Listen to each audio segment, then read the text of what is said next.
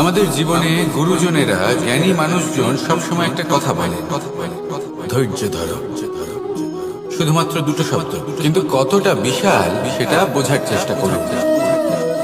ছোট একটা অস্ত্র হাতে নিন এবং একটা বিশাল পর্বতে নিরন্তর প্রহার করতে থাকুন। ধৈর্য ধরে সেই কাজ করতে থাকুন। এমন একদিন আসবে, এই বিশাল পর্বতে আপনি একটা পথ তৈরি করবেন।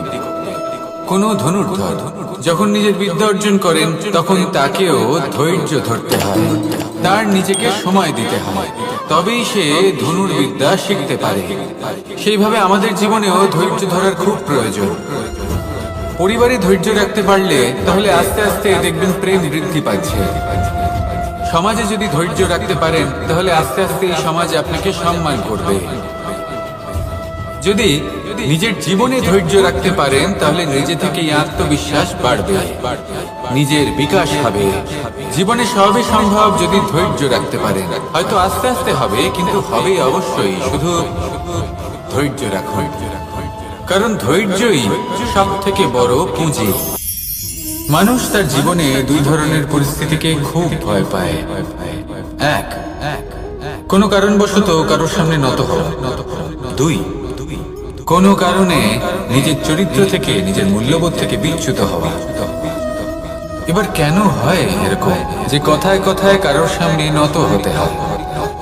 কেন বারংবার নিজের চরিত্র থেকে চ্যুত হতে হয়? এরকম কেন হয়? এটা তখনই হয় যখন আমাদের শিক্ষা এবং মূল্যবোধের অভাব থাকে।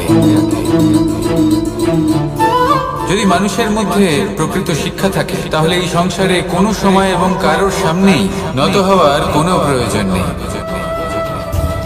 যদি মানুষের মধ্যে মূল্যবোধ থাকে, তাহলে তাকে নিজের মূল্যবোধ বা চরিত্র থেকে বিচ্যুত হতে হয় না, তা সে যাই হয়ে যাক না কেন। কোনো বালককে যদি জন্ম থেকেই সুশিক্ষার অধিকারী করা হয়, শিক্ষিত করা হয়, মূল্যবোধের অধিকারী করা হয়, তবে সেই সংসারে এমন কর্ম করবে যাতে সে নিজেকে, নিজের পরিবারকে, সমগ্র সমাজকে গর্বিত করতে পারে। শিক্ষা লাভ করুন, মূল্যবোধ লাভ করুন। আমাদের সকলের জীবনে একটা লক্ষ্য থাকে যেটা আমরা লাভ করতে চাই। ঠিক যেন একটা প্রতিস্পর্ধা বিদ্যমান যে কে সব থেকে আগে নিজের লক্ষ্যে পৌঁছতে পারবে। আর সেই জন্য আমরা সকলেই খুব তাড়াতাড়ি এগোতে চেষ্টা করি, বড় এবং দীর্ঘ পদক্ষেপ ফেলি, যাতে তাড়াতাড়ি নিজের লক্ষ্যে পৌঁছতে পারি। কিন্তু এক অত্যন্ত গুরুত্বপূর্ণ বিষয় আছে। সবসময় লক্ষ্য সামনে থাকবে না, কখনো কখনো তা খুঁজতে হয়। এই যাত্রা খুব কঠিন হতে পারে। আর ঠিক এই কারণেই সবসময় দ্রুত গতিতে চলা বা তাড়াতাড়ি পথে চলা সেটা আবশ্যক নয়। তার থেকেও বেশি গুরুত্বপূর্ণ হলো ভেবেচিন্তে তারপর পথ চলা। যদি ভেবেচিন্তে পদক্ষেপ ফেলেন, চলতে পারেন, তাহলে সেটাই সর্বশ্রেষ্ঠ পদক্ষেপ। কখন কোন দিকে যেতে হবে, কখন কোথায় দিক পাল্টানো যাবে না, কখন গতি বেশি রাখতে হবে, কখন কম, কখন থামবো, কখন চলবো, এই সব কিছুর বিষয় জ্ঞান অত্যন্ত গুরুত্বপূর্ণ এবং ভেবে চিন্তে চলতেই হবে। সেই জন্য শুধু তীব্র গতিতে সামনে এগোলে চলবে না, ভাবনা চিন্তা করে এগোতে হবে। শব্দ শব্দ আসলে কি? শুধুই কয়েকটি অক্ষরের সমষ্টি, নাকি আমাদের বাণী? এই শব্দ এমন এক শক্তি যা কাউকে নিজের বশবর্তী করে ফেলতে পারে। শব্দ এমন এক অস্ত্র যা কাউকে ক্ষত বিক্ষত করে দিতে পারে। এই শব্দ হলো একটি নাদ স্বরূপ যা কোনো ঘুমন্ত ব্যক্তিকেও জাগিয়ে তুলতে পারে এবং নিজের লক্ষ্যের দিকে অগ্রসর করতে পারে। শব্দে এত শক্তি আছে যে কারোর মনে এতটা আঘাত দিতে পারে যে সে হয়তো জীবনে আর কখনো এগোতেই পারল না। তাহলে এই শব্দের প্রয়োগ খুব ভেবে চিন্তে করবেন। এবং এই শব্দের মতোই হলো নীরবতা। অনেক সময় এই নীরবতা আমাদের সহায়ক হয়ে ওঠে। অনেক সময় এটা আমাদের অনুশোচনাকে অনেক বেশি বাড়িয়ে তুলতে পারে। ভীষ্ম পিতামহ, অঙ্গরাজ কর্ণ যখন দ্রৌপদীর বস্ত্রহরণ হচ্ছিল, তখন এনারা নীরব ছিলেন। দুর্যোধনের বিরোধিতা করেননি, ওকে বাধা দেননি। আর তারপর কি হলো সেটা আপনারা সকলে জানেন।